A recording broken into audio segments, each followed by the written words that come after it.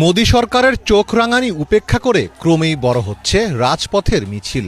সংঘাত এড়াতে ইন্টারনেট বন্ধের পাশাপাশি ব্যাপক পুলিশ মোতায়েন করেও থামানো যাচ্ছে না আন্দোলনকারীদের। উল্টো এই বিক্ষোভের স্ফুলিঙ্গ এখন ছড়িয়ে পড়ছে পুরো ভারতে। ককরোচ জনতা পার্টির বিক্ষোভের প্রাণকেন্দ্র যন্তর মন্তরে ব্যাপক পুলিশ মোতায়েন করেছে কেন্দ্রীয় সরকার। এতে সেখানে থাকা বিক্ষোভকারীদের সরিয়ে দিতে পুলিশি হামলার শঙ্কা বাড়ছে। এরই মধ্যে সরকারের নির্দেশে দিল্লির কিছু জায়গায় ইন্টারনেট সিজেপি আশঙ্কা করে বলেছে সরকার তাদের উপর আরেকবার হামলার পরিকল্পনা করছে। ইন্টারনেট সেবা বন্ধ। সরকার কি তাহলে আরেকটি নির্মম হামলার প্রস্তুতি নিচ্ছে?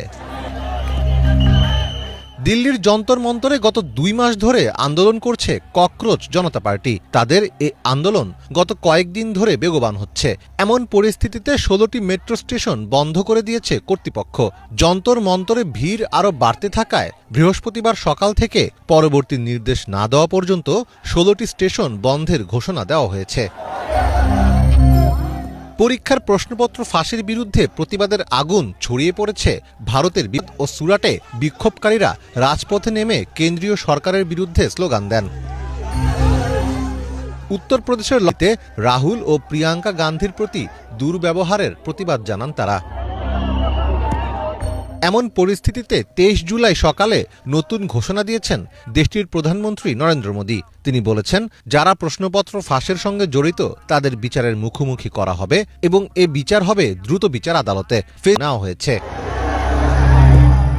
তবে বিক্ষোভকারীরা শিক্ষামন্ত্রী ধর্মেন্দ্র প্রধানের পদত্যাগ ছাড়াও প্রধানমন্ত্রী নরেন্দ্র মোদীকে ক্ষমা চাইতে বলেছে।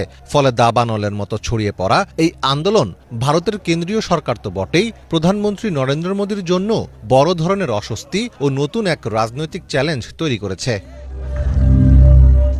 মীর ফজলে রাব্বি, বাংলা ভিশন।